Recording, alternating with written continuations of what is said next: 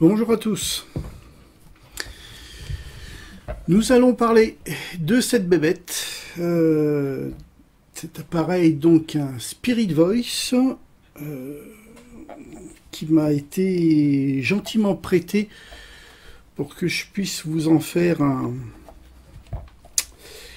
je puisse vous en parler, tout simplement. Alors, bon, je connaissais pas plus que ça, si ce n'est de l'avoir vu dans des enquêtes, comme tout le monde, hein, sur YouTube.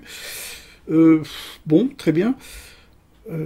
C'est bien d'en avoir un dans les mains pour voir un petit peu comment ça fonctionne. Je vais vous présenter l'appareil. Donc, bon, vous voyez un petit peu comment il se présente. Donc, vous avez un haut-parleur qui est ici. Vous avez le compartiment pour les batteries qui est ici. Voilà, donc celui-ci est équipé de deux grosses batteries de 3,4 volts. C'est des batteries qui donnent une autonomie qui est quand même intéressante. C'est un choix judicieux, je pense. C'est mon avis perso, parce que j'ai vu sur internet que cet appareil était livré avec des piles, alors que là, celui-ci, cette version-là, il est avec des grosses batteries comme ça, ce qui, à mon avis, est mieux, parce que vous avez quand même une bien meilleure autonomie, et c'est une bonne chose, parce que sur le terrain, j'imagine, hein, j'ai jamais fait d'enquête sur le terrain, je pense pas en faire un jour d'ailleurs, mais bon, il vaut toujours mieux avoir de l'autonomie que de trimballer des packs de batteries, de piles. Donc voilà, un interrupteur qui est ici. Et ensuite, vous avez un écran qui est ici. Alors oui, il est plein de traces de doigts, ben parce que c'est un écran tactile. Ah ben oui, forcément, donc ça fait comme un écran de téléphone. Alors, j'appuie pas trop fort dessus parce que vous le verrez dans la suite de la vidéo.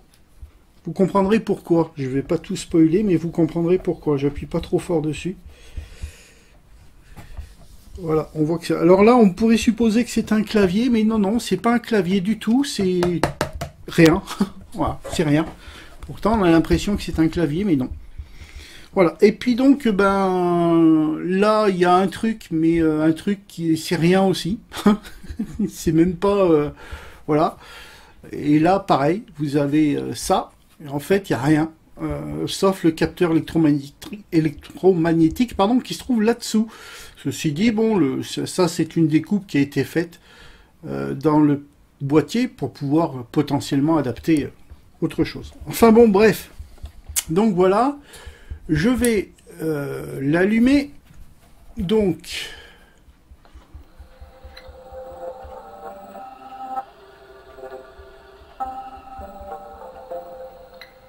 voilà, donc il fait son petit bruit, il est content.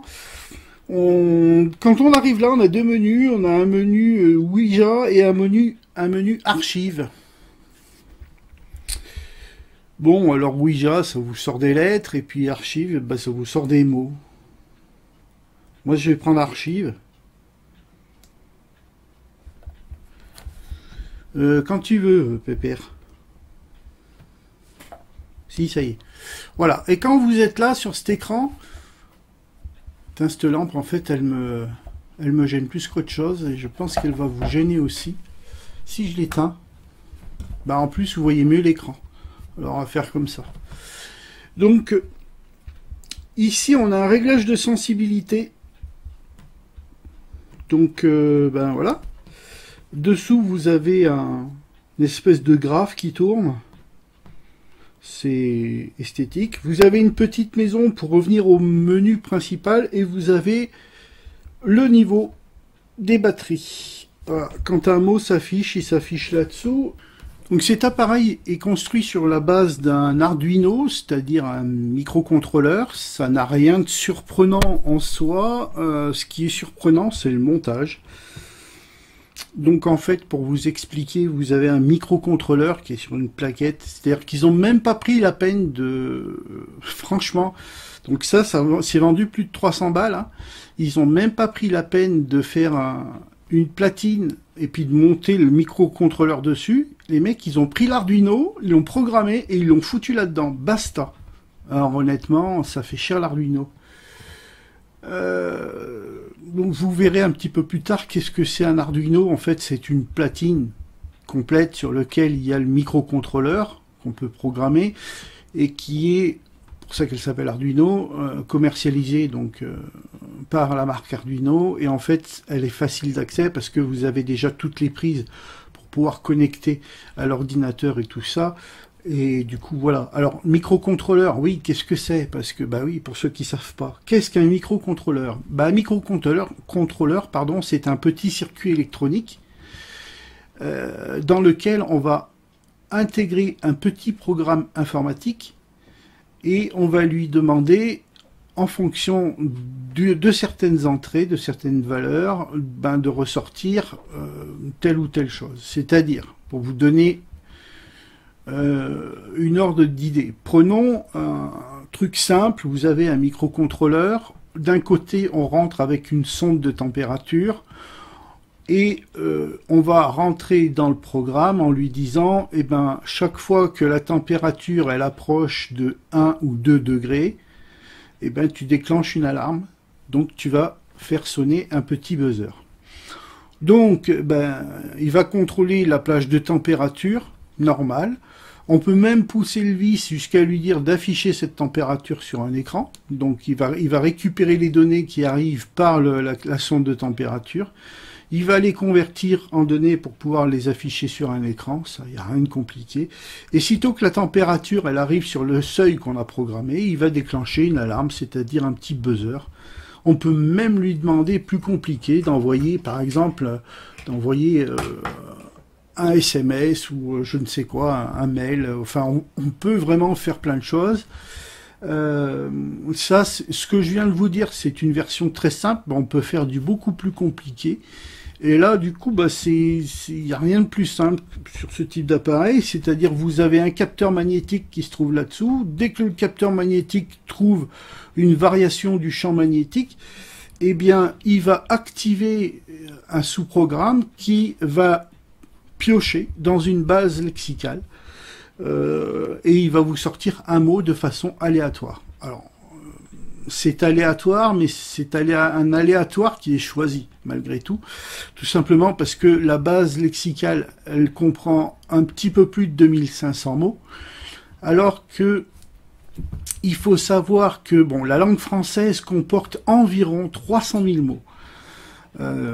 Un français moyen, alors quand je dis un français moyen, c'est une personne normalement constituée qui a été à l'école et lu quelques bouquins, connaît en moyenne 8000 mots. C'est une moyenne, hein, bien sûr. Ces 8000 mots, c'est ce qui est utilisé dans le français de tous les jours. Voilà pourquoi je vous disais français moyen. Donc en moyenne, un français utilise à peu près 8000 mots. Ce terme est peut-être mieux choisi. Donc, pourquoi avoir limité la base de données à 2500 mots, enfin un peu plus de 2500 mots, mots et expressions?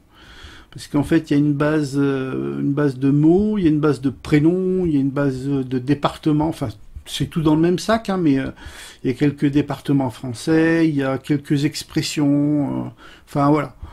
Comme 12e siècle, par exemple, ça m'a marqué, il y a 12e siècle, enfin bon, voilà. Des trucs qui sont vraiment choisis en fonction du paranormal et du Moyen-Âge. Voilà. Donc en fait, la base de données lexicale, on peut très très facilement la faire, hein. Il suffit de chercher sur Internet, hein, constituer une base de données lexicale et crac, vous arrivez sur un site. Vous donnez alors moi je l'ai essayé, hein, j'ai tapé paranormal et Moyen-Âge et il m'a sorti une base de données de 1000 mots comme ça en moins de 5 minutes. Bon, il suffit de rajouter quelques départements français, 2-3 trucs comme 15 ans justement, comme je disais tout à l'heure, 12e siècle, et puis voilà, votre base de données, elle est faite. Donc pourquoi avoir limité cette base de données à 2500 mots en rapport jusqu'au 6e degré avec le paranormal? Ben ça, clairement, c'est pour que votre appareil, vous le trouviez efficace. Bon. Alors c'est un peu... Enfin voilà, on sent que ben, votre truc, il est biaisé, forcément.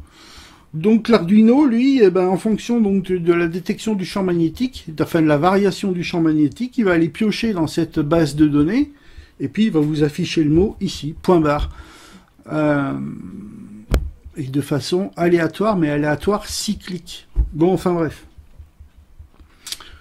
Grosso merdo, vous avez compris, ben les dés sont pipés, puisque de toute façon, ils ne pourraient pas vous sortir des mots spécifiques à autre chose que le paranormal. Donc, bon, voilà, c'est un peu dommage. Allez, on va regarder tout de suite dedans pour pas faire une vidéo trop longue. Voici donc l'intérieur de cet appareil. Ben, comme on voit, il y a pas mal de filasse de partout. C'est pas câblé terrible, c'est pas très propre, de ce que je peux en dire. Qu'est-ce qu'on retrouve? Donc on retrouve l'Arduino qui est ici. Donc l'Arduino, c'est ça, là, cette platine qui est ici. On retrouve un petit lecteur de carte SD qui est collé là. Ouais, ah ouais, il est là, voilà. Petit lecteur de carte SD avec la carte SD ici, donc qui contient la base de données des mots. Voilà. Donc c'est une carte qui fait quand même 16 Go. Hein. Ok, donc petite, voilà, petite platine qui se coince là. Qu'est-ce qu'on retrouve ensuite? On retrouve donc ben, l'écran qui est ici. Alors l'écran, bon, c'est moyen. Comme vous voyez, ça tient tout avec de la colle. Hein. Le haut-parleur ici, pareil, il tient avec de la colle. C'est ce qui explique d'ailleurs ces traces blanches qu'on voit là, qui sont la preuve qu'il y a une réaction chimique qui se fait à l'intérieur du boîtier, à cause de la colle, ce qui est pas bon pour l'électronique, je vous le cache pas. Donc l'écran, pour en revenir à lui, c'est pareil, il tient avec 4 points de colle sur les côtés. Alors faut faire gaffe parce que ça tient, mais ça tient parce que c'est la mode. Hein, parce que là, on voit bien que l'écran se balade. Voilà, donc il tient même pas. Donc il va falloir que avant que je rende l'appareil, il va falloir que je fasse quelque chose pour que ça tienne convenablement. Donc bon, ici l'interrupteur, très bien, pas de souci. Interrupteur qui est pris sur le plus. Bon, ici il y a une platine. Petite platine. Ah bah oui, ça je pense que c'est... Ah, on va regarder, c'est tout du module chinois. Je pense que c'est un LM386. J'arrive pas à lire.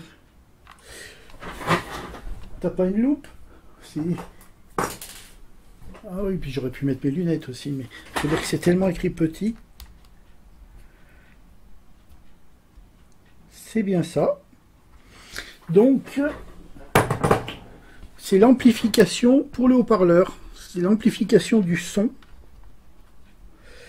qui est émis donc par la carte et qui va jusque sur le haut-parleur. Tout petit amplificateur. C'est pas beau. Franchement, c'est pas beau. Ouais. C'est moyen tout ça, hein, quand même. Donc là, la platine Arduino, elle a bien sa place. Par contre, il y a le compartiment des batteries qui vient se loger ici. Bon, ça rentre. C'est déjà ça.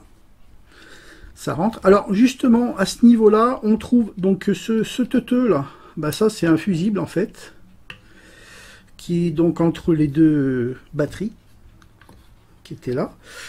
et un petit fusible. Bon, c'est bien qu'il y ait un fusible. Et la petite platine qui est là-dessous. Bon, je mettrai des photos, hein, parce que j'imagine que... Voilà. Donc ça, c'est un capteur... électromagnétique. Donc c'est surtout par là-dessous que ça va capter le champ magnétique.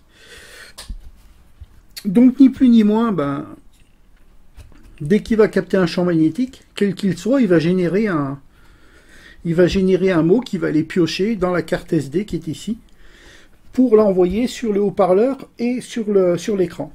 Voilà, il n'y a rien d'extraordinaire dans cet appareil, hein. Alors, après, moi, savoir si véritablement ça peut être efficace ou pas, honnêtement, j'ai pas les compétences pour juger de ça. Ce que je peux voir, c'est que au niveau, enfin, d'un point de vue purement technique, au niveau de l'appareil, ben, pour 300 balles, ben, c'est quand même un peu se foutre de la gueule du monde, parce que le montage, il est cracra, ça tient avec de la colle. Donc il faut pas le malmener, hein, votre appareil, parce qu'il va mal vieillir, hein, ça c'est sûr. Et puis la base de données, quoi, qui à mon sens est totalement incomplète, mais bon, ça c'est encore autre chose. Il y a ça, puis alors, s'il y a un point qui est quand même important, c'est que pour mettre les batteries, donc qui se mettent ici, là, donc il y a deux grosses batteries comme ceci, là, de 3,7 volts, deux grosses batteries qui se mettent là. Il a fallu, c'était tellement bien foutu, c'est vrai que c'est drôlement plat, là, c'est vachement plat, là, sur les deux bornes de la batterie sont vachement plats, donc il faut pouvoir avoir un connecteur qui vient bien toucher ici. Et là, ben, il n'y avait pas. Alors, la personne, le propriétaire de cet appareil avait mis, ben, je les ai jetés à la poubelle, il avait mis des petites cales métalliques, là, qui venaient se foutre ici, entre le plot et la batterie, pour qu'il puisse y avoir un contact, hein, tout simplement. Bon, je les ai virés, j'ai mis un bon gros point de soudure, de façon à ce que voilà, la connexion elle puisse se faire correctement. Je pense que là, quand même, ils auraient peut-être pu faire quelque chose d'un peu mieux que ça. Mettre des points de contact qui sont adaptés, parce que ça existe, hein, dans le commerce, il n'y a pas de souci, ça existe, donc ils auraient très bien pu en mettre. Et puis, il y a surtout une chose qui est importante, c'est que dans cet appareil, il n'y a rien qui est prévu pour venir charger les batteries.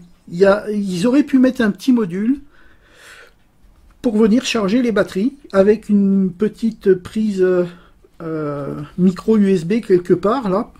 Il y avait encore un peu de place quand même, hein, pour pouvoir venir charger les batteries correctement avec un câble normal comme ceci, quoi. Enfin, voilà, c'est vraiment dommage.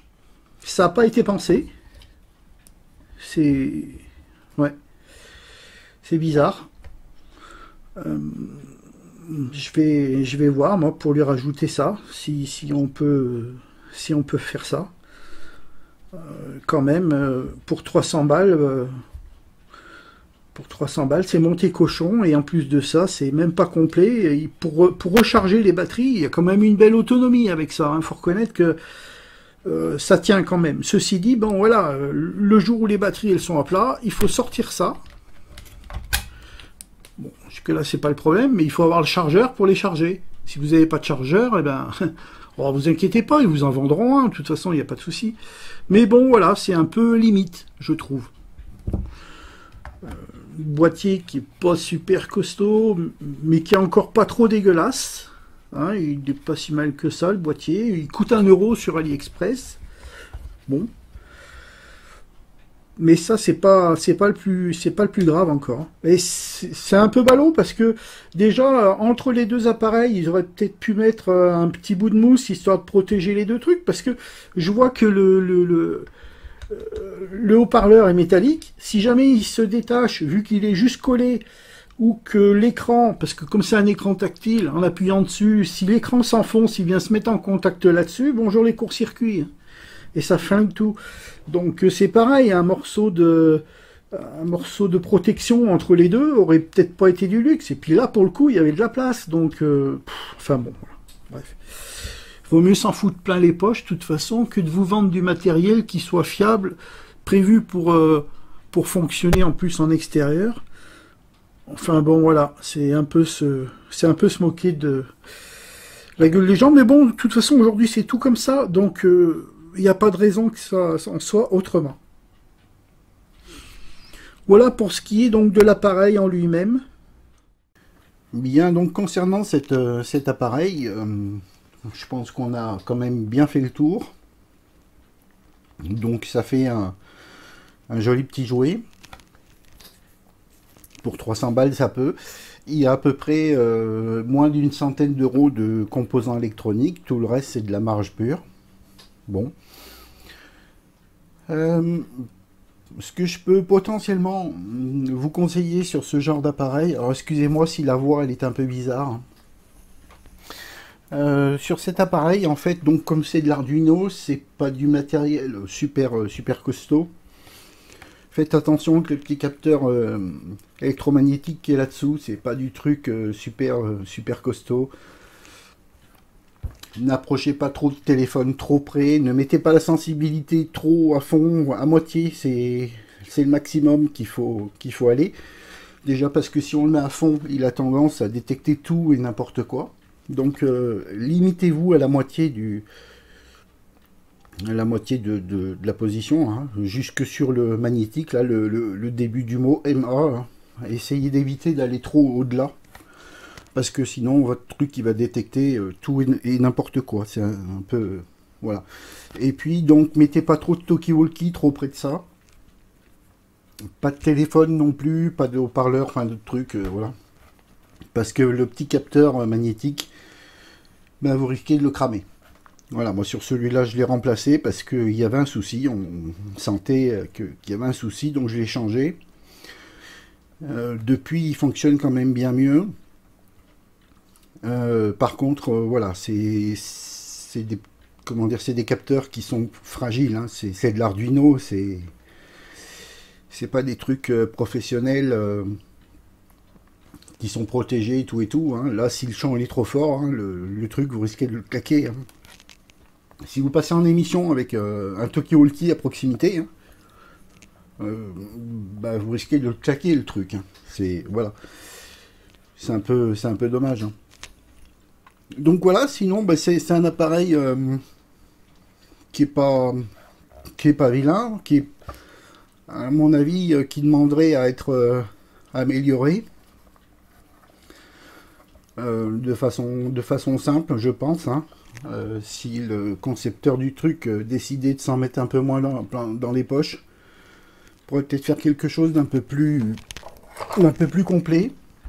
Ben, ça fait un appareil qui est pas donné. Après, voilà, à vous de voir. Il faut le ménager hein, quand même. Hein. Faites gaffe avec ça, ménagez-le. Donc moi sur cet appareil, j'ai renforcé, j'ai refixé l'écran de façon à ce que quand on touche, ben, ça bouge pas. Et puis voilà, parce que bon, il faut quand même que ça soit, faut qu'il y ait quand même certaine solidité hein, sur l'appareil. Lucienne. Voilà, donc moi la pointe du tournevis elle est aimantée. Hein. Donc effectivement quand je passe, bah, il détecte une variation du champ. Page. Voilà, et puis il va vous générer un mot. Tente. Alors le bar graphe qui est là, vous voyez en fait, il vous donne, enfin il est censé vous donner une fluctuation du champ magnétique. Ce que vous voyez là, c'est une fluctuation du champ magnétique. On le voit quand j'approche le tournevis. Esclave. On voit ça fait des pointes. Après, bon, au niveau précision, c'est quand même pas top. Hein. Après, Prospère. pas forcément ce qu'on lui demande non plus. Sang. Pleine. J'ai fait un bout de vidéo avec le téléphone. Et quand j'approchais le téléphone du capteur, eh ben, il détectait bien. Hein. Bon, mais là, je l'ai monté un peu haut aussi, le truc, donc voilà, c'est pour ça. Hein. Indien. Voilà ce qu'on peut en dire sur ce type d'appareil. Je pense que la position, après vous adapterez sur le terrain, hein, mais je pense que la position de la sensibilité du capteur en étant à moitié à peu près, c'est pas mal. Donc voilà ce qu'on peut dire. Et puis bon, prenez-en soin, l'écran est pas très protégé. Si vous mettez ça dans un sac à dos, faites gaffe à l'écran. Enfin bon, voilà, vous connaissez le truc habituel. Hein. Voilà ce que je peux vous dire moi sur ce genre de truc. L'idée est pas mauvaise. Après, bon, est-ce que par rapport au paranormal, j'en sais rien. Je suis pas compétent dans ce domaine-là. Je peux pas vous en dire. Tiens, on pourrait peut-être essayer la version Ouija. Moi, j'aime mieux quand ça fait des mots, mais bon, en vrai, chacun son truc, hein, c'est pareil. Hein. D. Voilà. Au lieu de vous sortir des mots, il vous sort des lettres. 9. 1. M. F. Oui. Non. W. Vous voyez, je suis à moitié hein, sur l'échelle, là. L'échelle de la sensibilité. H. B. Et ça marche aussi bien. Hein. Q. D. 7. D. Voilà, moi, c'est tout ce que je peux vous en dire sur ce jeu de matériel. Merci d'avoir regardé cette vidéo, et puis ben, à bientôt pour un prochain sujet. Salut!